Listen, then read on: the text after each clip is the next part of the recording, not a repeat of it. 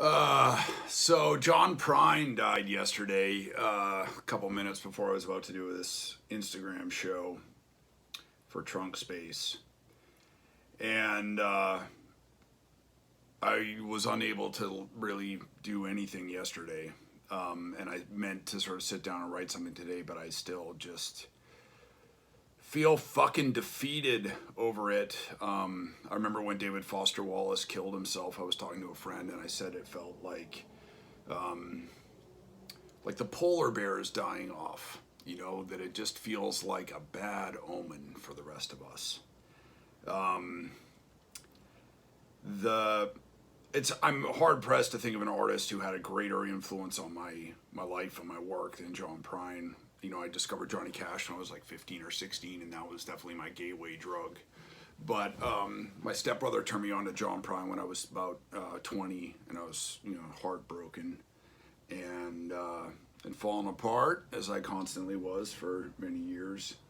And there was something about him, his sort of reedy, damaged voice, and he had this sense of humor and a very human pain where he was sort of like there, with the shit kicked out of him, his nose bleeding and his lips split, just grinning and like flipping the bird, but not in a punk rock way, in a like friendly, like country, like down home kind of way.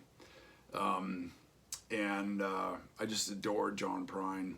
I opened my book with a quote from him, and it breaks my fucking heart to live in a world without him. And all I know to do about it is to play you one of his songs. If you missed out on his music while he was alive, dive into it now. It's incredible. His songbook is it's deep and it's heavy, and it killed Bill Murray's depression, which I think is just so cool. Here's a song of his that was one of my favorites. This is called "The Great Compromise."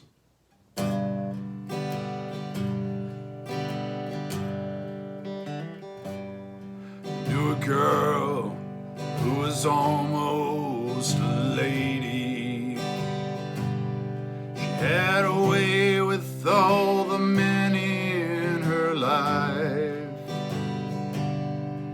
Every inch of her blossomed in beauty. She was born on the 4th of July. Well, she lived in an aluminum house trailer,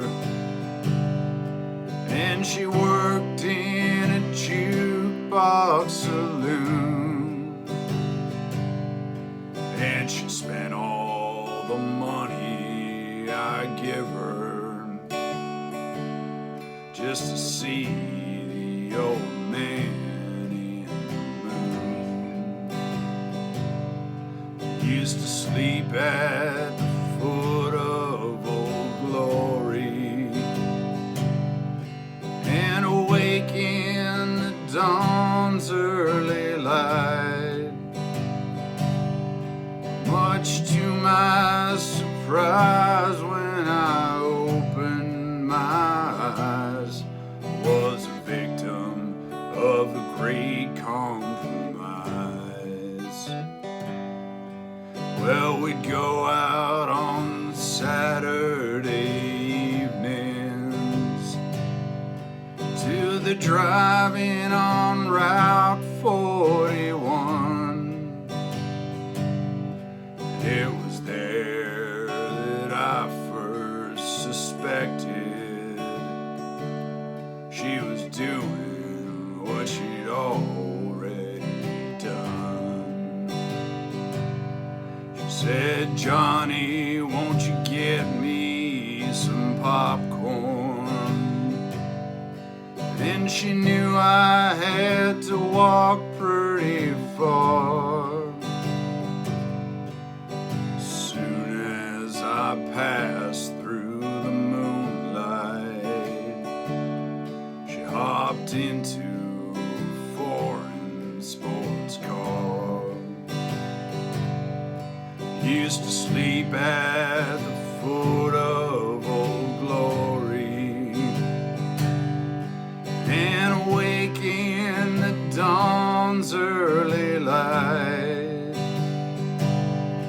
Much to my surprise, when I opened my eyes, was a victim of the great compromise.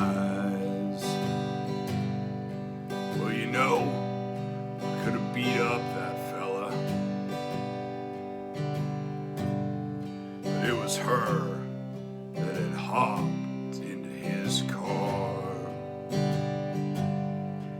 Many times I fought to protect her,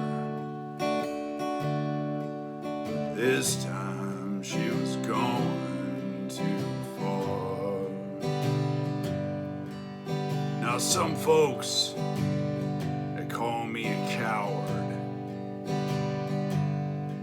'cause I left her at the drive-in that night. But I'd rather have names thrown at me than to fight for a thing that ain't right. Used to sleep at the foot of Old Glory and awake in the dawn's early light.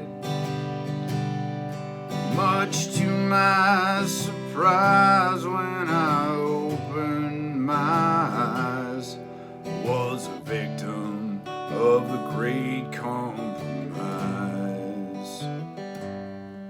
Now she writes all the fellows love letters, saying greetings, come and see me real soon.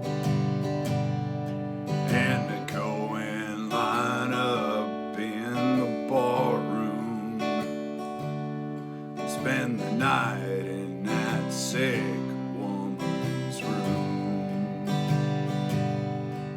Sometimes I get awful lonesome, and I wish she was my girl instead.